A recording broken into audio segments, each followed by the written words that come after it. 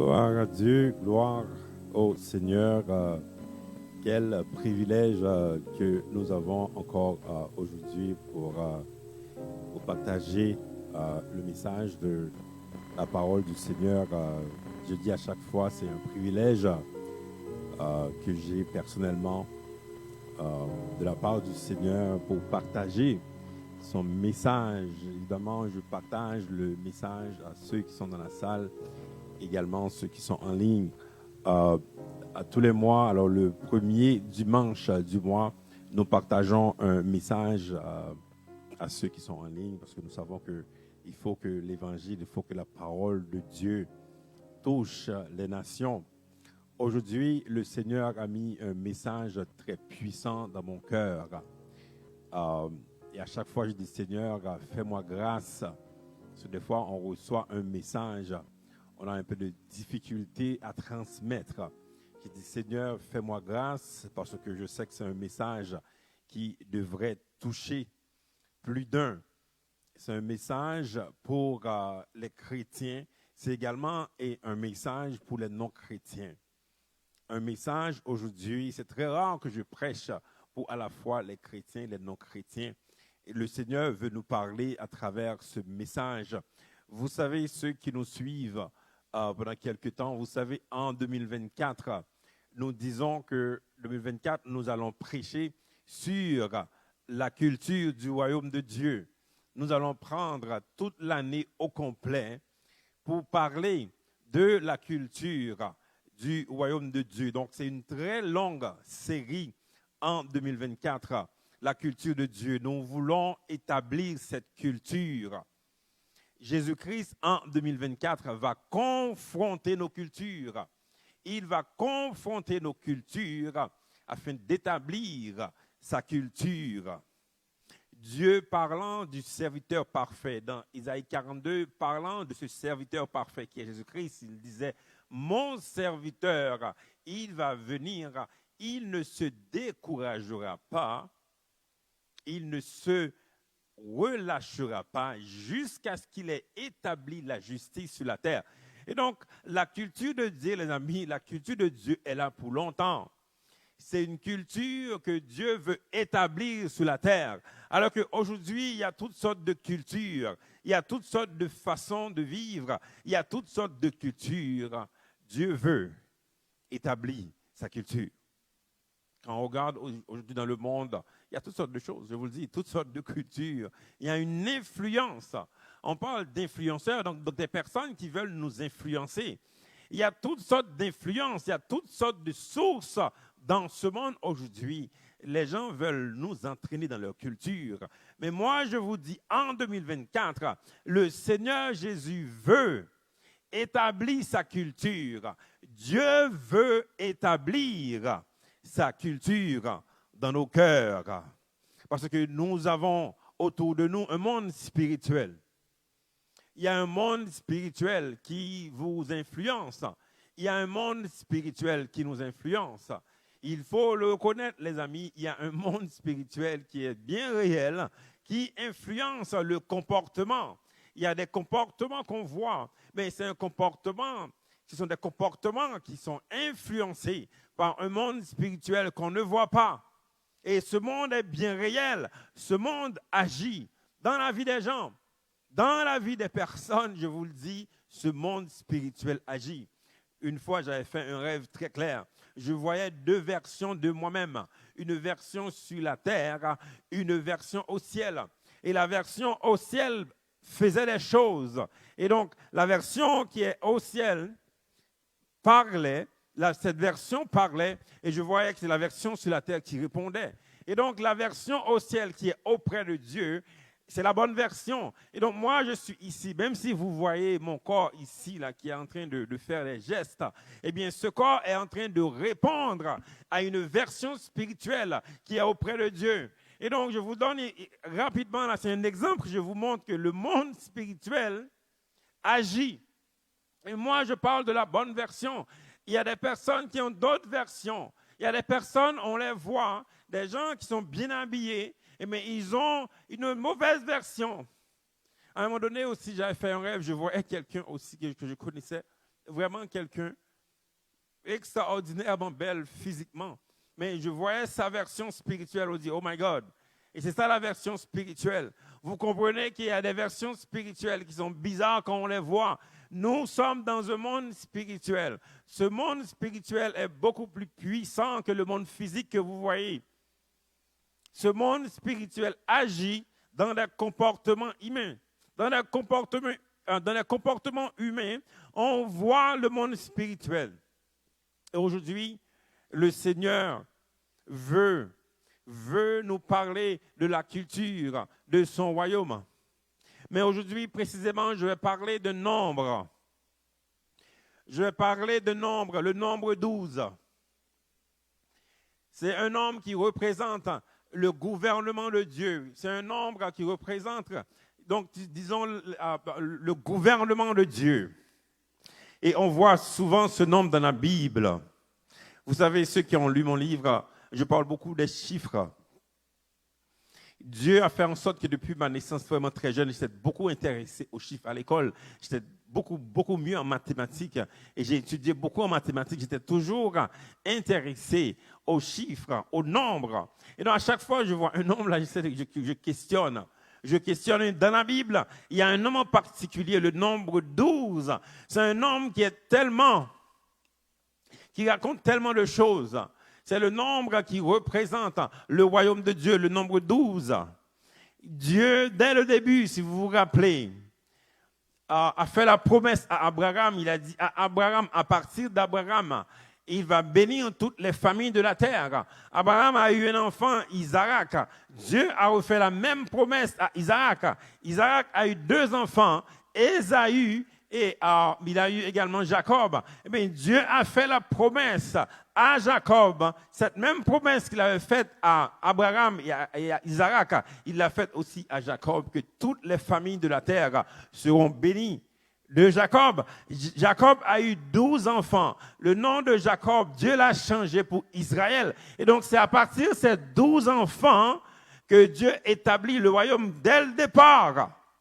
Dès le départ, Dieu a établi les 12 tribus d'Israël. Aujourd'hui, il n'y a pas de tribus d'Israël, il y a des enfants de Dieu. Les enfants de Dieu, les enfants spirituels d'Abraham, nous sommes ces enfants spirituels d'Abraham. Nous faisons partie de ces 12 tribus d'Israël. Israël, ce n'est pas un État, les amis. Israël, c'est le peuple de Dieu qui sont partout dans le monde aujourd'hui. Il n'y a pas maintenant une nation chrétienne. Ça n'existe pas dans le monde. Il y a des enfants de Dieu qui sont partout. On les voit. Ils sont de toutes les races, de toutes les cultures. Ils sont de tout partout. Moi, je viens d'Haïti, les amis, dans toutes sortes de choses. Mais Dieu est venu dans ce coin du monde. Il m'a choisi. Et donc, je fais partie de ce peuple de Dieu, de ces 12 tribus. Nous faisons partie de cette tribu d'Israël, le peuple de Dieu. Et donc Dieu, à partir de ces 12 tribus, établit son peuple sur la terre. Donc le nombre 12, c'est un nombre qu'on voit partout. Jésus vient d'une de ces tribus, la tribu de Juda.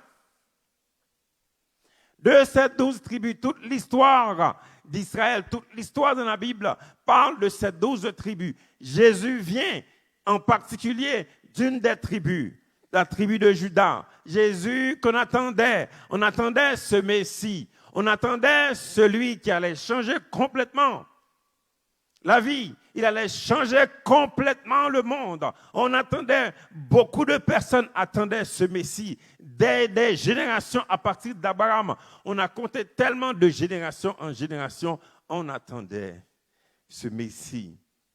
Et Jésus arrivant, quand Jésus arrivait, mais on voit le nombre 12 se manifeste beaucoup dans la vie de Jésus à 12 ans. À 12 ans, Jésus dans le temple. On ne parlait pas beaucoup de Jésus là. On ne parle pas beaucoup de Jésus. En fait, en réalité, quand on parle de sa jeunesse, on parle à 8 jours il arrivait. Jésus dans le temple à 8 jours de sa naissance, qu'on l'a montré dans le temple à 8 jours. Plus tard, on parle de 12 ans, après 30 ans. Vous voyez, donc on ne connaît pas beaucoup de l'histoire dans la vie de Jésus. Mais il y a des dates en particulier, il y a des dates en particulier que la Bible pointe du doigt. Et donc, à 12 ans, Jésus arrivait au temple. Et à 12 ans, on voyait la sagesse, l'intelligence de Jésus-Christ, la puissance de Dieu qui se manifestait. La Bible dit que Jésus-Christ croissait en sagesse à seulement 12 ans.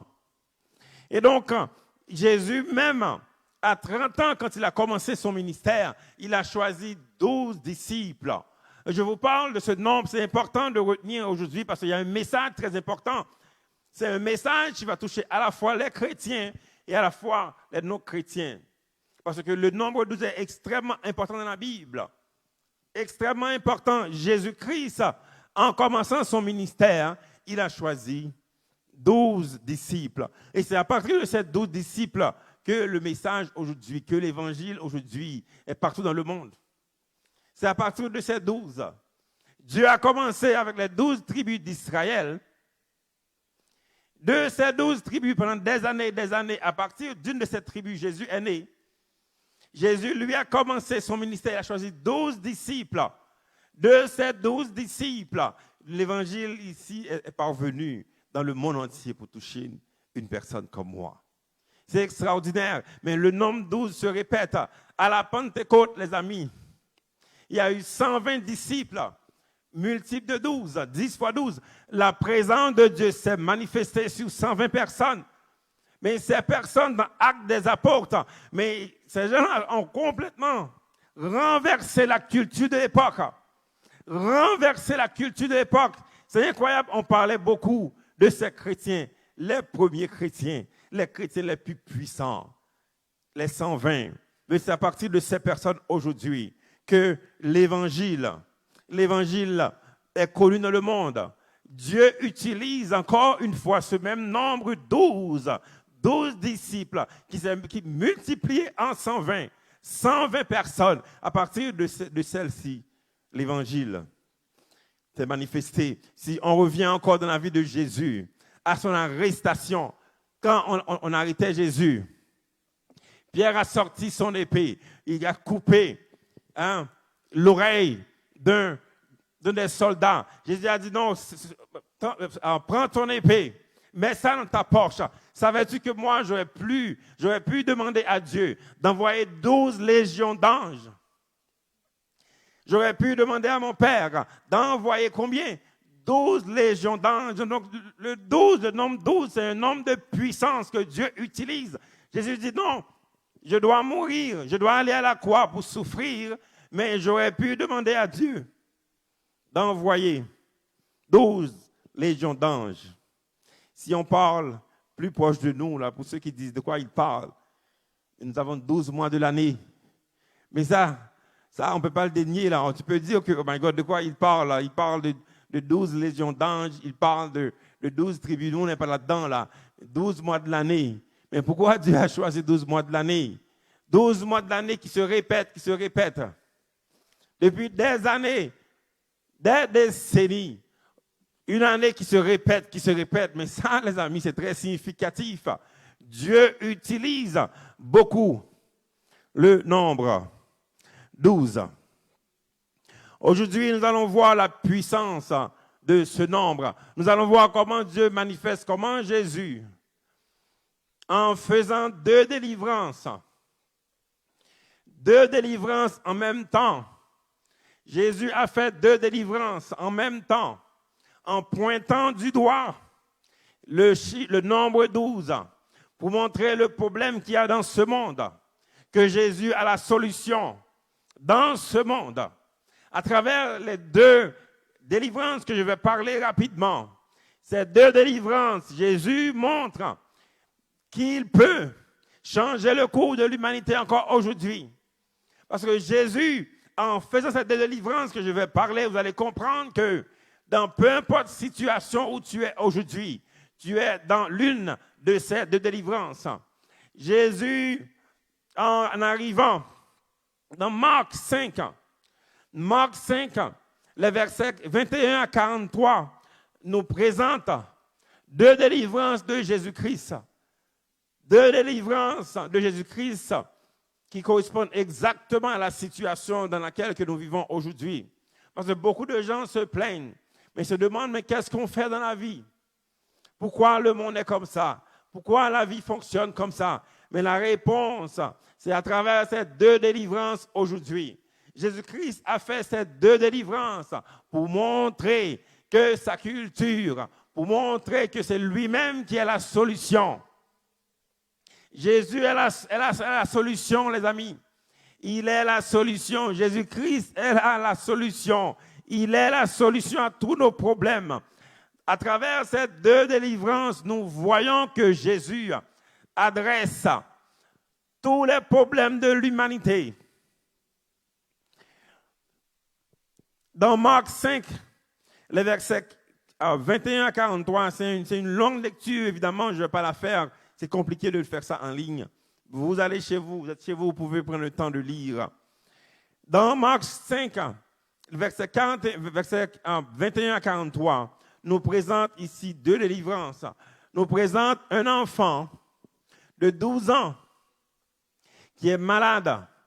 Cet enfant-là est la fille de Jairus.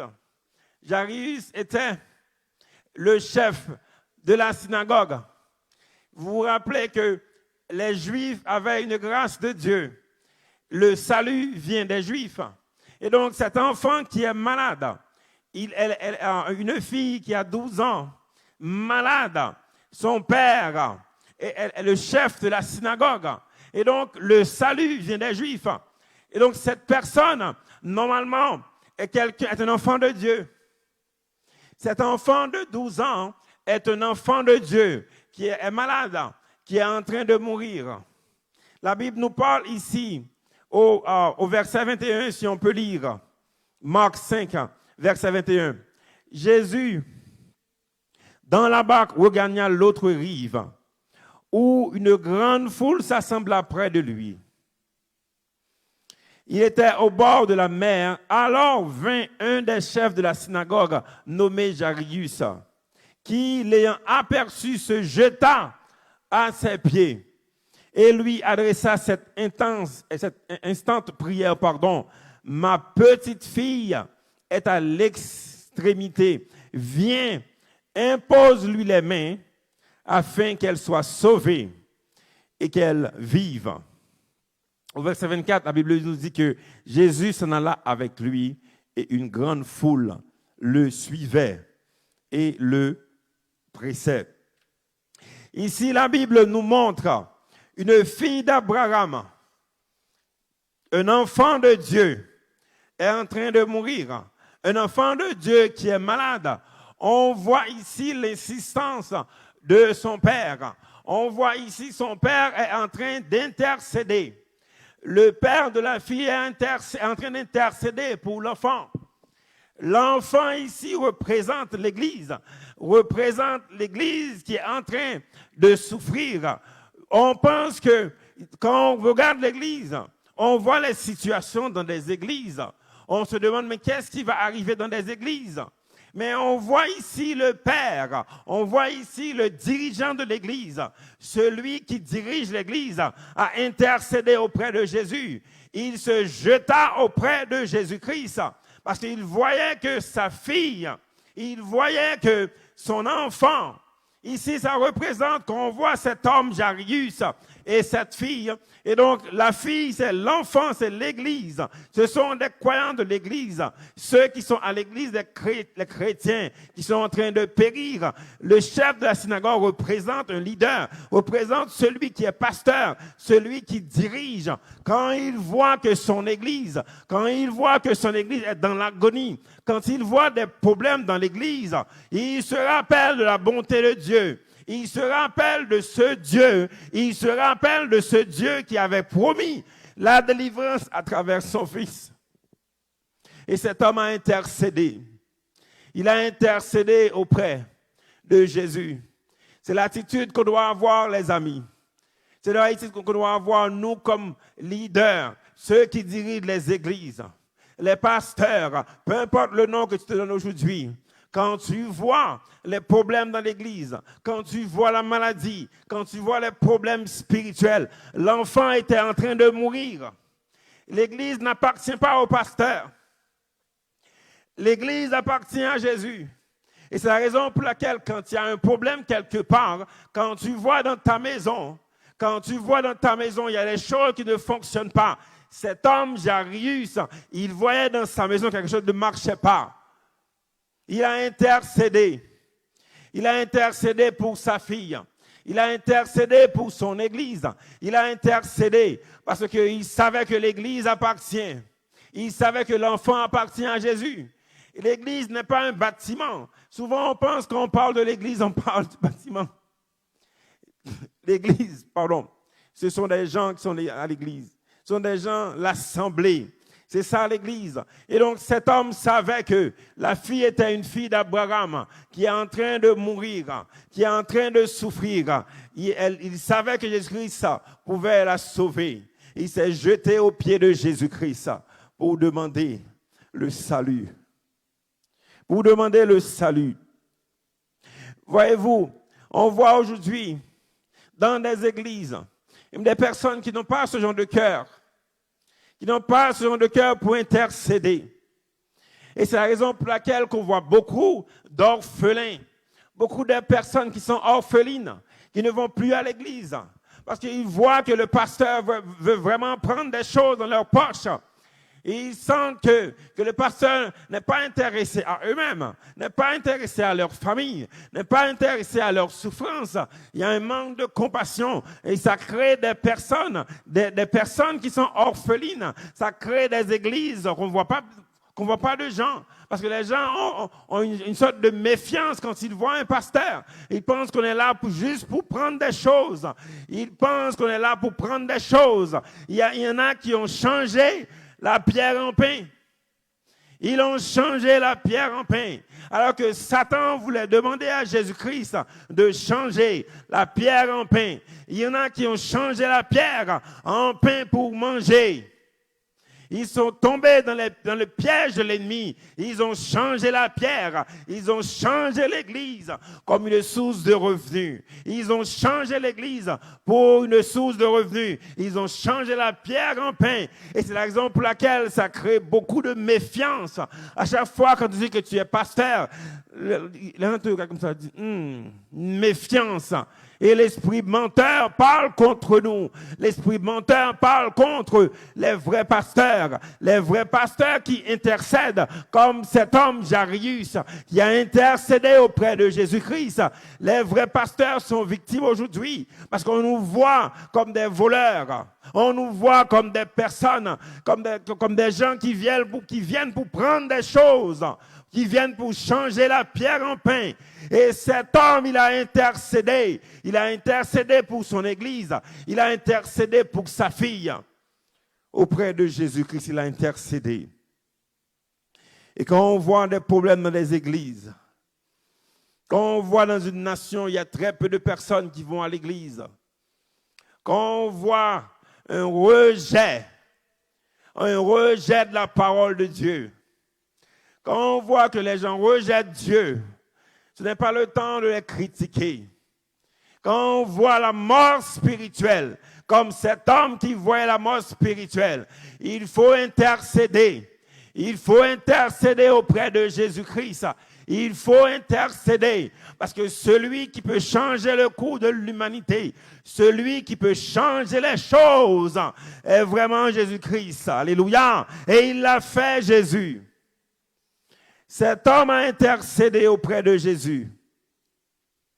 Si on regarde, si on y va plus loin dans le texte, au verset 35, je vais retourner après dans le texte parce que quand on parle de la foule ici, là, il y avait quelqu'un de spécial dans la foule. Je vais revenir sur cette personne parce qu'on parle de deux délivrances. Il y a la délivrance de la fille de Jarius. Il y a la délivrance de cette femme de perte de sang de 12 ans. On va y revenir. Mais maintenant, Jésus, au verset 35, pendant Jésus, comme il parlait encore, parce qu'il y avait la foule, il y avait cette femme, je vais revenir sur elle après, cette femme de perte de sang. La Bible dit, comme il parlait encore, surviennent de chez le chef de la synagogue des gens qui dirent, ta fille est morte. Ta fille est morte. Pourquoi importuner davantage le maître? Hein? Parce que Jésus, voyez-vous, pendant que Jésus disait, OK, je vais voir ta fille. Jésus était sur la route pour aller voir sa fille. Il y a quelqu'un qui a retenu Jésus. On va y revenir après. Mais pendant que Jésus s'occupait de la personne, mais on est venu dire au chef de la synagogue, mais ta fille est morte. Arrêtez. Il faut que tu arrêtes d'importuner Jésus. Eh bien, l'église est morte. Le problème de l'église, c'est terminé. Il faut qu'on arrête. Mais Jésus, alléluia, sans tenir compte de ses paroles, dit au chef de la synagogue, ne crains pas, crois seulement. À la mort de sa fille, dans une nouvelle terrible, on annonce à cet homme, le chef de la synagogue, que dans sa maison, il y a une tragédie. On annonce que ta fille est morte. On annonce quelque chose de terrible qui t'arrive dans ta maison. Tu es un père de famille. Tu es une mère de famille. On t'annonce quelque chose. Mais pendant que toi, tu intercèdes auprès de Jésus, pendant que toi, tu demandes la délivrance pour ta famille, eh bien, on t'annonce que ta famille, on t'annonce que ton enfant est décédé. Mais Jésus de dire à cet homme, ne crains pas, crois seulement. Jésus est en train de dire à quelqu'un aujourd'hui, pendant que tu intercèdes pour ta famille, pendant que tu intercèdes pour ton église et tu vois que les choses ne fonctionnent pas, il te dit aujourd'hui, ne crains pas. Pendant que tout le monde te dit que c'est mort, on te dit que l'église est morte, on te dit que les choses ne fonctionnent pas, on te dit que ta fille est morte.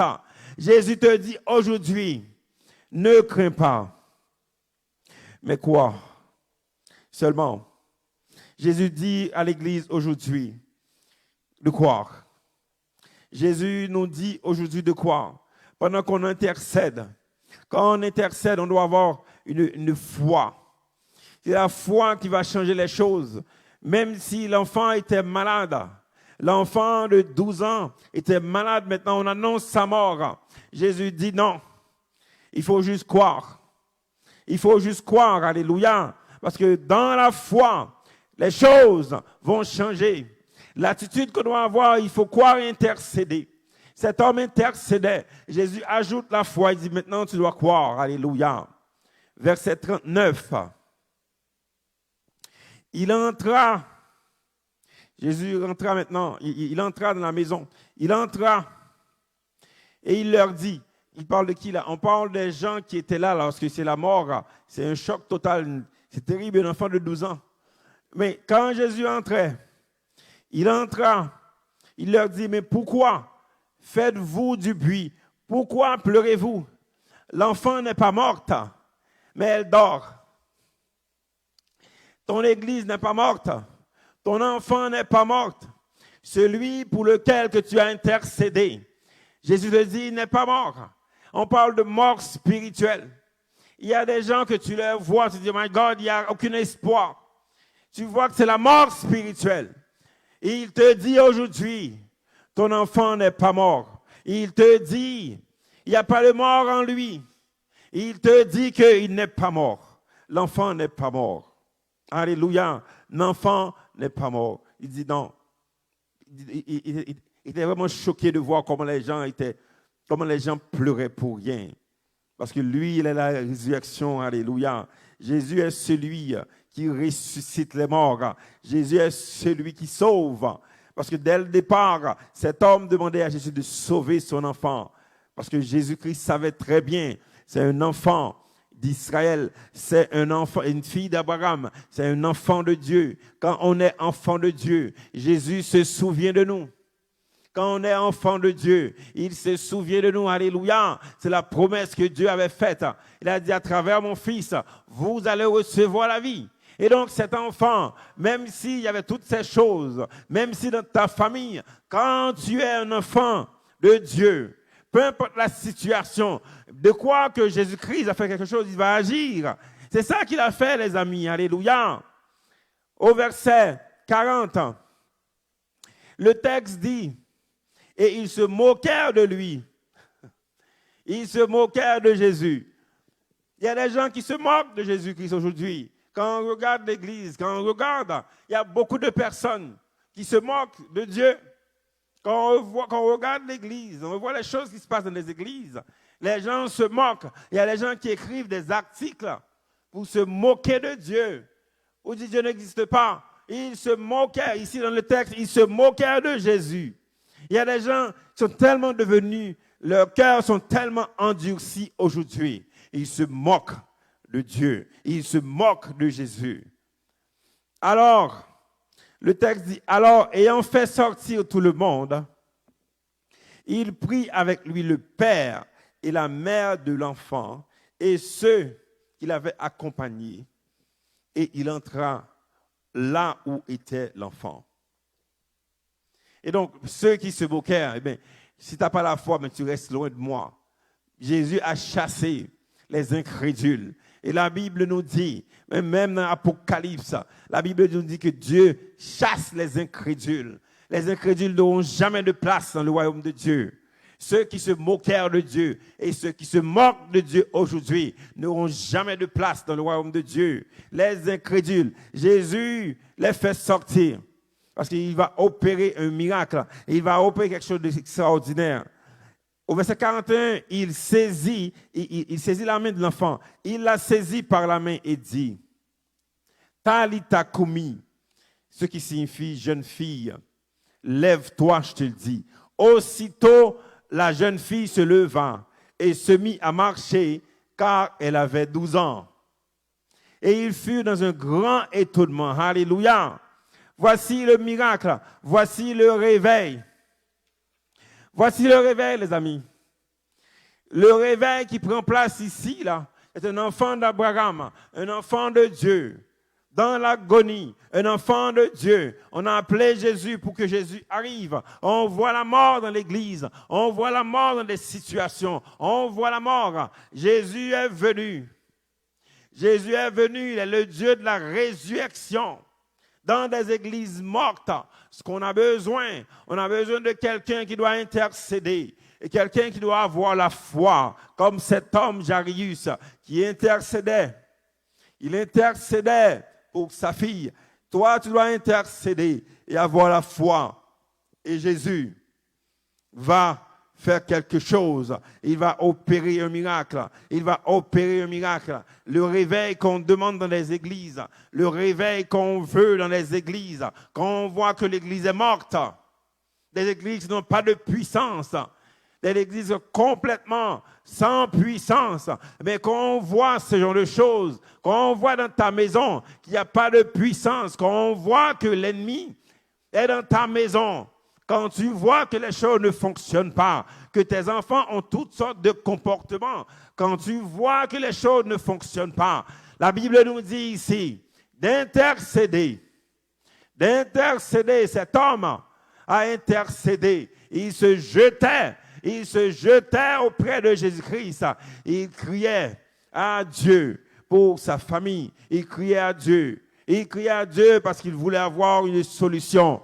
Jésus a dit à l'homme d'avoir la foi. Et donc aujourd'hui, si tu veux avoir un réveil dans ta maison aujourd'hui, un réveil dans ton église, un réveil dans ta vie aujourd'hui, si tu vois que la mort dans ta maison, la mort dans ton couple, la mort dans ta famille, la mort dans tout ce que tu as, ce que tu as besoin de faire aujourd'hui comme cet homme a fait, si tu es un enfant de Dieu, si tu es un enfant de Dieu, tu as besoin d'intercéder pour que Jésus fasse quelque chose. Là, on a vu ici la première délivrance. Là, j'ai parlé aux chrétiens. Je vous dis, c'est un message double. Un message, je m'adresse d'abord aux chrétiens, ceux qui sont morts, ceux qui n'ont pas de puissance. Maintenant, je vais m'adresser aux païens. Des personnes qui se disent athées ou des personnes qui disent... qui ne croient pas en Jésus, là, ou bien ceux qui adorent de faux dieux. Il y a beaucoup de gens qui adorent de faux dieux. Ils sont dans le nouvel âge, toutes sortes de choses. Ils adorent des faux dieux. Mais je parle maintenant à ces personnes.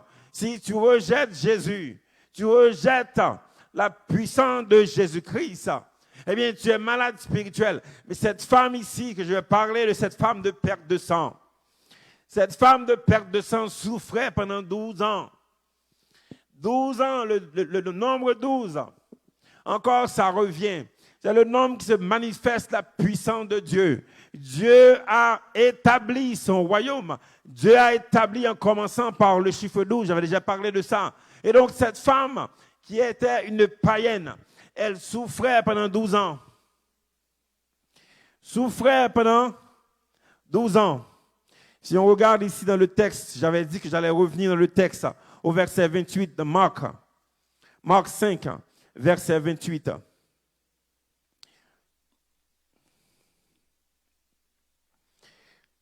Alors, si on peut revenir peut-être plus tôt dans le texte.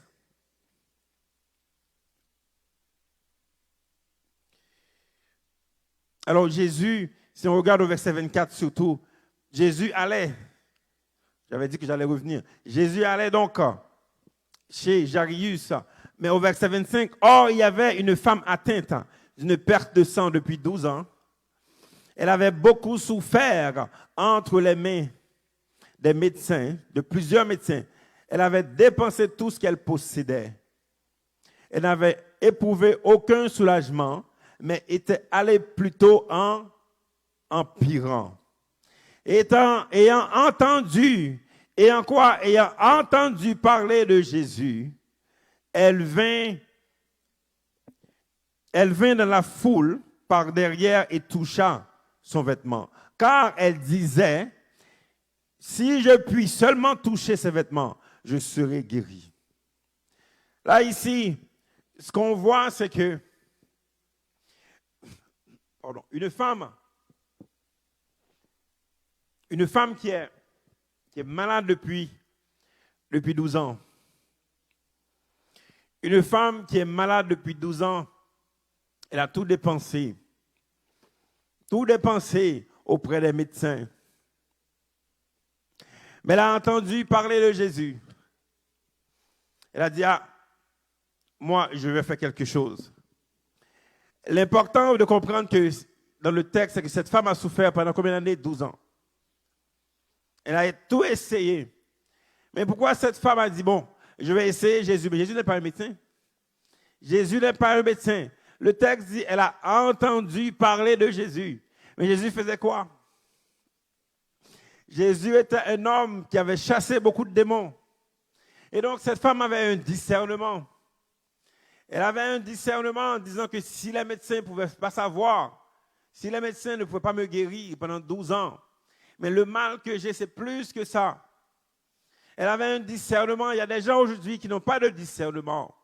Ça fait des années que tu marches, que tu cours après les médecins. Tu changes de médicaments, tu changes toutes sortes de choses. Mais ta maladie affecte même ton mental. Ta maladie affecte ta spiritualité, tu n'arrives même pas à prier. Et donc, quelque chose, une maladie physique, t'affecte au niveau spirituel, tu n'arrives pas à prier. T'affecte dans ton âme. Tu es tellement amer, tu te plains tout le temps. Affecte ton corps physique. Eh bien, c'est une maladie spirituelle. Mais cette femme avait le discernement de comprendre cela. Parce que depuis 12 ans, elle souffrait. Elle a tout dépensé auprès des médecins. Elle a essayé toutes sortes de choses. Elle a pu deviner mon problème. Ce n'est pas juste physique.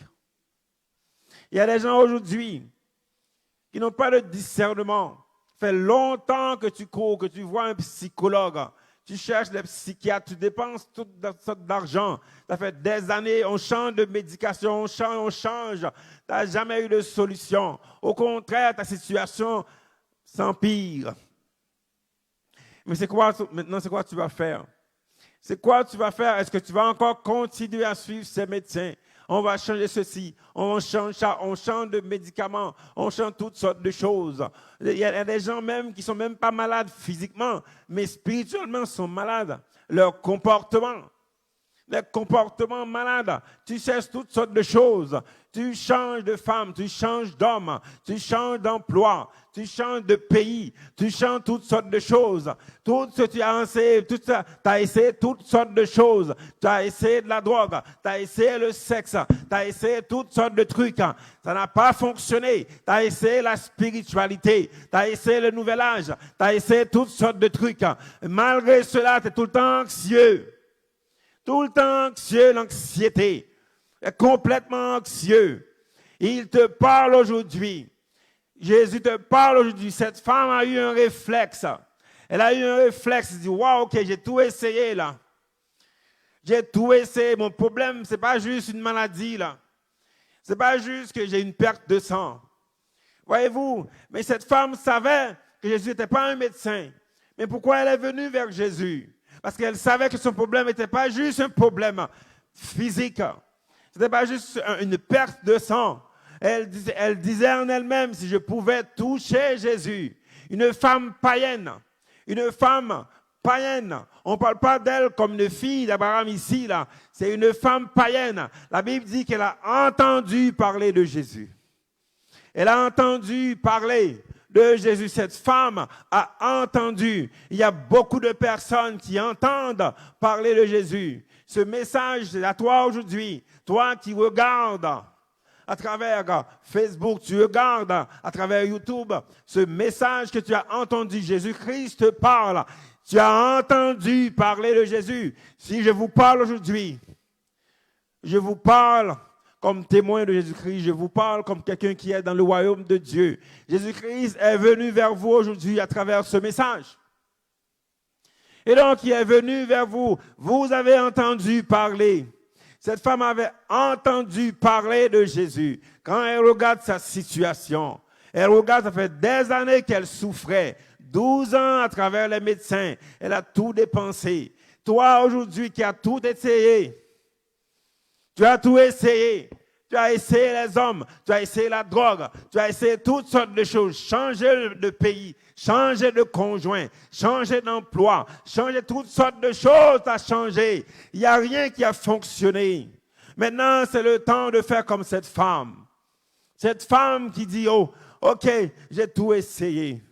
Mais combien de temps que tu vas attendre encore? Combien de temps que tu vas attendre? C'est la question que je te pose. Combien de temps que tu vas attendre? Parce qu'on parle de Jésus-Christ ici. Cette femme avait entendu parler de Jésus. Elle dit, ok, si je pouvais. Elle disait en elle-même. Elle avait un dialogue à l'intérieur d'elle. Elle avait un tel discernement. Elle discernait. Son problème, c'est pas juste une maladie, là. Elle discernait que son problème, c'était un démon. C'était un démon qui l'oppressait. Parce qu'elle savait que Jésus-Christ avait l'autorité sur les démons. Elle ne voulait pas voir un médecin encore, là. Arrête de voir tes médecins quand tu vois, ça fait des années, là, ça ne fonctionne pas. On change toutes sortes de médications. Aujourd'hui, Jésus-Christ t'appelle à le chercher. Ton problème qui affecte ton esprit, ton problème qui affecte ton âme, ton problème qui affecte ton corps, ce n'est pas juste un problème physique, c'est un problème spirituel. Jésus-Christ, aujourd'hui, peut te guérir. Il peut te sauver de ces démons qui affectent ta vie. Alléluia. Il peut le faire. Alléluia. C'est incroyable. Alléluia. Comment cette femme a pu retrouver sa guérison. Au verset 31, rapidement, si on peut lire. Alors, cette femme a touché Jésus. Elle a touché Jésus. Au verset 29, la Bible dit que au même instant, la perte de sang, alléluia, c'est incroyable. Toucher Jésus. Au même instant, la perte de sang s'arrêta. Et elle sentit dans son corps qu'elle est guérie de son mal. Alléluia. Elle est guérie de son mal. Jésus connut aussitôt qu'une force, alléluia. Jésus connut aussitôt en lui-même qu'une force était sortie de lui.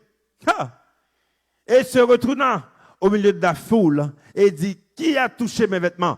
C'est incroyable. Le royaume de Dieu, Jésus marchait avec le royaume de Dieu. Jésus avait toute la puissance du royaume de Dieu. Jésus avait toute la puissance. Mais c'est quoi cette force qui est sortie de lui pour que Jésus se rende compte? Parce que voyez-vous, quand tu as beaucoup de puissance, c'est juste quelque chose dont tu as touché là, tu aurais pu dire, ah, c'est rien. Jésus, revêtu de toute la puissance de Dieu, il a pu sentir que cette femme, alléluia, il a pu sentir que cette femme a sorti quelque chose de lui. Vous pouvez voir comment cette femme avait une telle agressivité dans sa foi. Une femme païenne, une femme qui n'avait pas le droit. Elle n'avait pas le droit de toucher les vêtements de Jésus-Christ. Elle ne savait même pas. Ce sont des choses qu'elle a inventées. On ne savait pas ça. Elle a inventé quelque chose que nous ne savions pas. Cette femme païenne, une femme païenne qui a entendu parler de Jésus. Elle avait un mal. Elle savait qu'en Jésus est la solution. Mais voyez-vous, elle a touché Jésus. Et une force incroyable. Quand on a une puissance, les amis, on ne se rend pas compte là.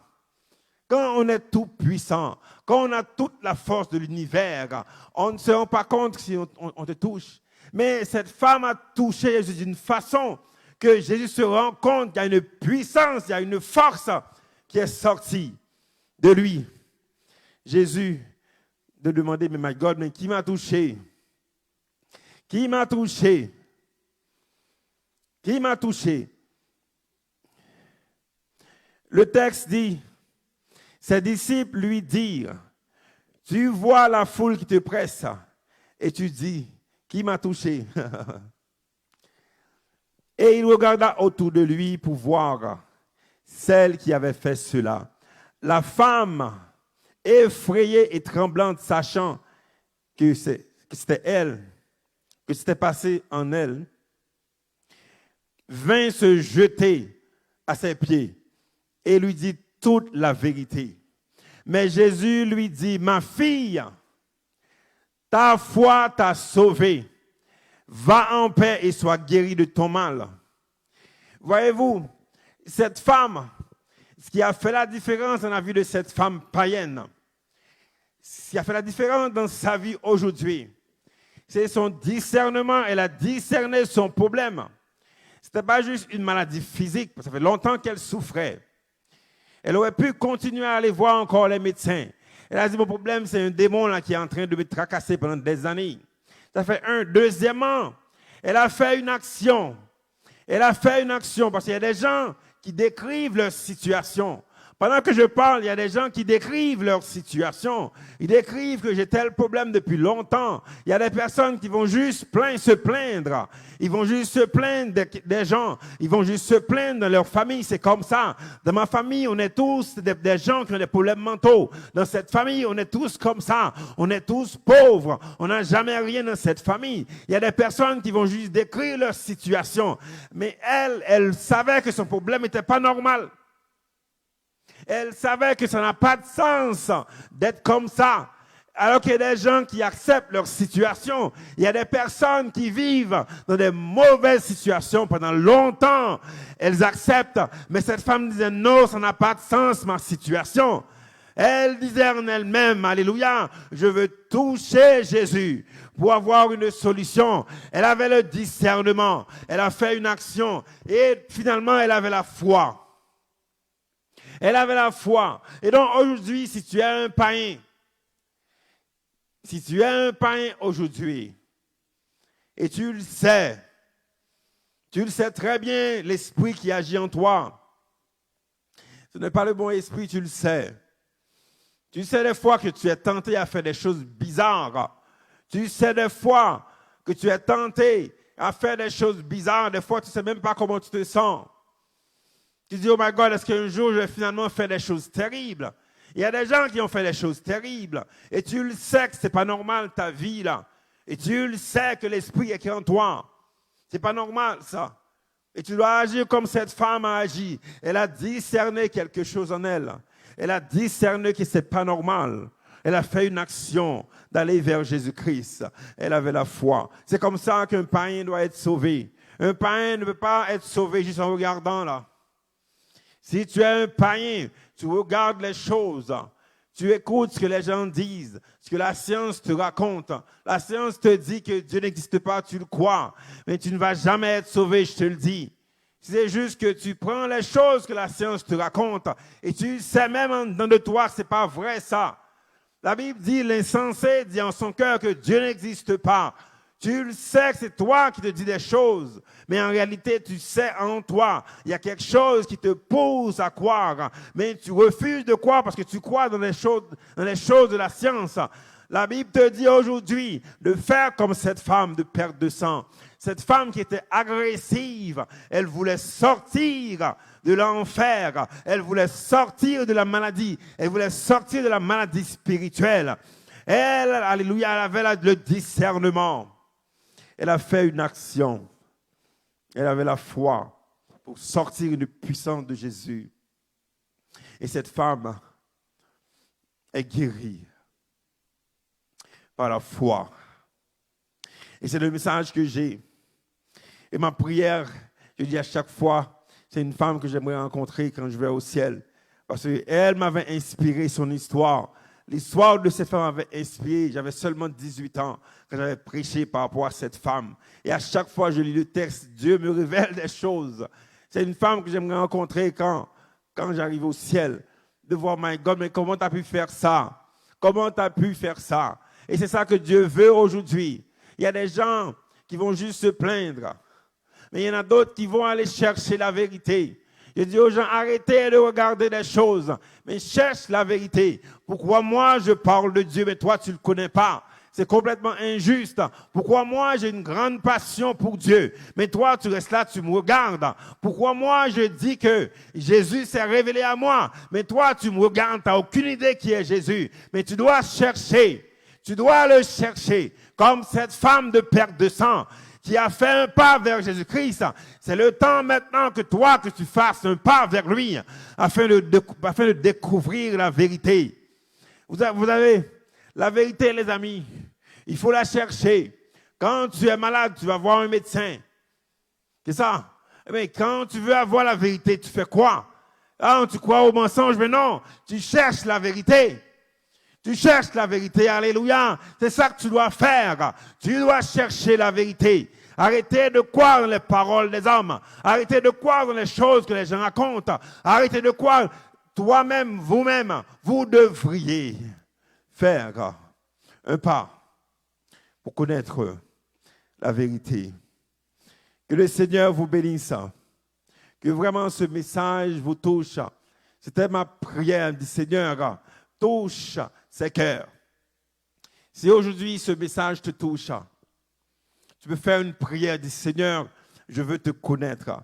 Je veux avoir une révélation de toi. Je ne veux plus vivre dans ces choses que je vis maintenant. Je suis fatigué de ma vie, comme cette femme était fatiguée. Si tu veux faire un pas vers le Seigneur, c'est le temps de le faire. C'est le temps de le faire. Tu n'as pas le temps. Tu peux mourir à chaque instant. C'est le temps de le faire maintenant.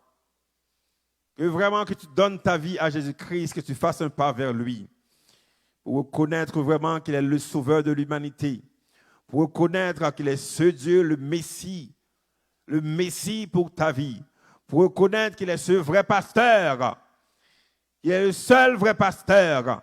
Pour reconnaître en Jésus, alléluia, celui qui est venu pour te sauver. Que le Seigneur te bénisse. À bientôt. Alléluia. Merci Seigneur.